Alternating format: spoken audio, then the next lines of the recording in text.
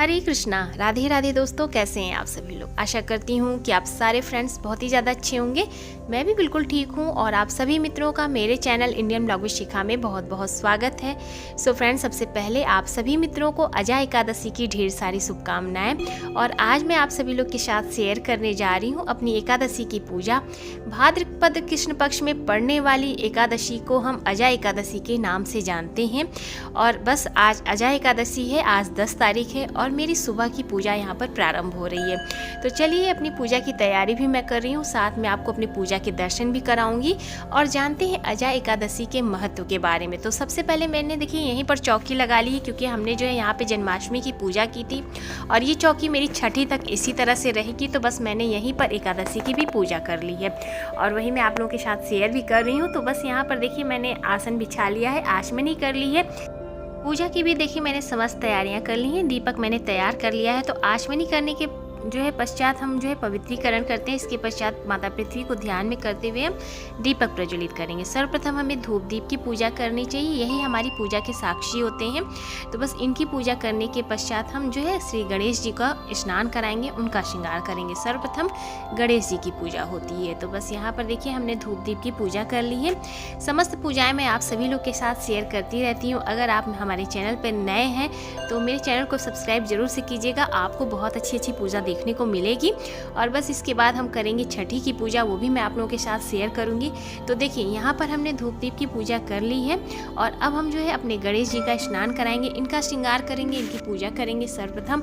तो देखिए सबसे पहले हम इस तरह से जल से इनको स्नान कराएंगे। 5 बार हम आचमनी कराते हैं, इसके बाद हम इनको जल से स्नान कराते हैं। इसके पश्चात देखिए यहाँ पर हमने कच्चा दूध लिया है, आप पंचामृत भी तैयार करके रख सकते हैं। तो बस कच्चे दूध से हम इनको स्नान कराएंगे और इसके पश्चात फिर शुद्ध जल से स्नान करा के हम इनका जो है अच्छे से टॉवल से पोंछ के इनको इत्र की सेवा दे के इनका सुंदर सा श्रृंगार करके सर्वप्रथम इनकी हम पूजा करेंगे, इनको यथास्थान बैठा देंगे। तो बस इस तरह से जो है हम अपने पूजा को प्रारंभ करते हैं। और ये देखिए हमारे छोटे से गणेश जी बहुत ही सुंदर से हैं। और अब यहाँ पर मैं तैयारी करी हूँ अपने श्री ठाकुर जी के स्नान की। तो बस यहाँ पर मैंने जो है इस तरह से फूल की थाली ले ली है और यहाँ पर सर्वप्रथम हमने थोड़े से पुष्प अर्पित करके अपने सभी ठाकुर जी को यहाँ पर विराजमान कर दिया है। तो चलिए ठाकुर जी का स्नान कराते हैं और साथ में जानते हैं एकादशी के महत्व के बारे में। तो यहाँ पर हमारे नारायण जी विराजमान है, माता लक्ष्मी जी के साथ बाल गोपाल विराजमान है, ठाकुर जी शालिग्राम जी विराजमान है और आज इनका सुंदर सा स्नान और श्रृंगार होगा।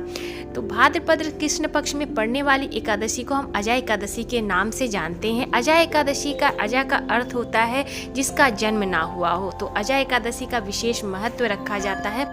एकादशी का व्रत करने से हमारे जीवन के समस्त पाप कष्ट नष्ट हो जाते हैं एवं प्रभु श्री हरि की कृपा की दृष्टि हम पर सदैव बनी रहती है। कहा जाता है अजय एकादशी व्रत का विशेष महत्व होता है। अजय एकादशी व्रत करने से हमारे जीवन की जो समस्त पाप होते हैं वह नष्ट हो जाते हैं एवं हमारे पूर्व जन्म के जो भी पाप होते हैं वह भी नष्ट हो जाते हैं। और ऐसी मान्यता है कि जितना पुण्य हमें 1000 गौदान करने से प्राप्त होता है, उतना ही पुण्य अगर हम एकादशी का व्रत सच्चे हृदय और मन से करते हैं, उतना ही पुण्य उतना ही फल हमें प्राप्त होता है। इसलिए एकादशी का विशेष महत्व होता है। अजय एकादशी व्रत करने से हमें स्वर्ग लोक की भी प्राप्ति होती है। और कहा जाता है जाने अनजाने हमसे जो भी पाप होते हैं वह सब एकादशी व्रत करने से नष्ट हो जाते हैं। इसलिए अजय एकादशी का अपना विशेष महत्व होता है। तो चलिए अब मैं आपको इसकी पूजा विधि भी बता देती हूँ और मैं आपको पूजा करके भी दिखा रही हूँ।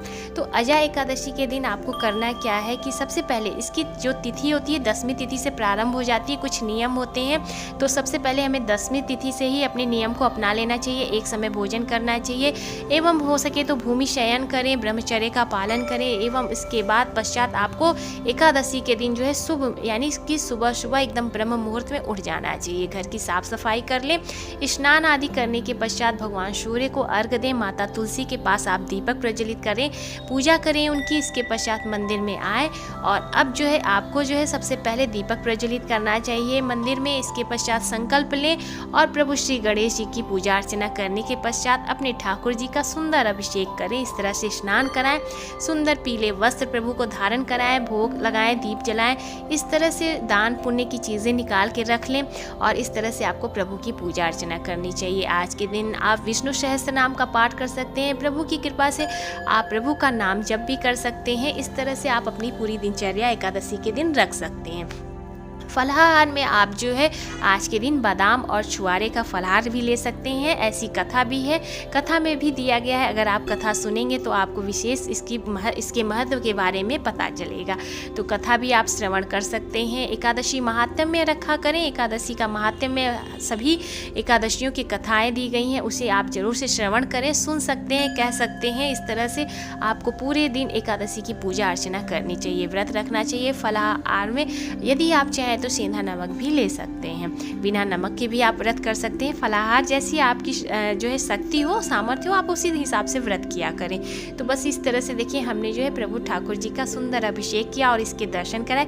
और अब इसके बाद मैं आपको इनका श्रृंगार और पूजा करने के बाद दर्शन कराती हूँ।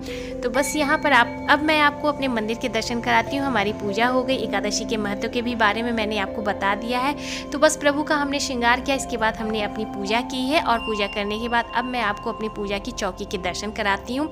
तो यहाँ पर आप देख सकते हैं आरती की थाली रखी हुई है, धूप दीप द्वारा हमने प्रभु की आरती की है। और यहाँ पर प्रभु देखिए शंख से हमने जो है स्नान कराया था। शंख की भी पूजा में विशेष रूप से करनी चाहिए। तुलसी माता विराजमान है, यहाँ पर जो है हमारे गरुड़ देव विराजमान है, दीपक प्रज्वलित है, फल का भोग हमने प्रभु को अर्पित किया है। यहाँ एकादशी महात्म्य और विष्णु सहस्त्र नाम की जो है पुस्तक रखी हुई है। तो बस पूजा हमने कुछ इस प्रकार से की है। अब मैं आपको दर्शन कराने वाली हूँ हमारे गणेश जी के, क्योंकि हमने स्नान तो आपको दिखाया, अब मैं आपको पूजा के दर्शन करा देती हूँ। तो देखिए यहाँ पर जो है श्रृंगार हमारे प्रभु का कुछ इस प्रकार से हुआ। यहाँ हमने इनकी सर्वप्रथम पूजा की। यहाँ पर हमारे ठाकुर जी विराजमान है। देखिए हमारे शालिग्राम जी की पूजा कुछ इस प्रकार से हुई है। यहाँ हमारे लक्ष्मी नारायण जी के सुंदर श्रृंगार दर्शन करें। तो बस इनको स्नान कराने के पश्चात हमने अच्छे से टॉवल से पोंछ की सेवा दे के प्रभु का सुंदर श्रृंगार किया है, जैसा कि आप देख सकते हैं। और आज एकादशी है, पीले रंग की पोशाक मैंने प्रभु को धारण कराई है, माता को जो है लाल रंग की पोशाक मैंने धारण कराई है। इस तरह से एकादशी के दिन पीले वस्त्र प्रभु को अर्पित करने चाहिए। यहाँ पर हमने जनेऊ चढ़ाया है, जो है पुष्प चढ़ाए हैं। इस तरह से चंदन टीका करने के पश्चात हमने भोग अर्पित किया है। कलश की स्थापना हमने की है। इस तरह से जो है हमने पूजा की। हमारे बाल गोपाल के दर्शन करें, इनका भी स्नान श्रृंगार आप देख ही सकते हैं। तो कुछ इस प्रकार से हमने इन्हें पीले रंग की पोशाक जो है धारण करें। अभी जो है मैं इन्हें पुराने जो है वस्त्र धारण करा रही हूँ। छठी के दिन जो है ये नई पोशाक धारण करेंगे। तो बस यहाँ पर आप इस तरह से प्रभु के दर्शन कर सकते हैं।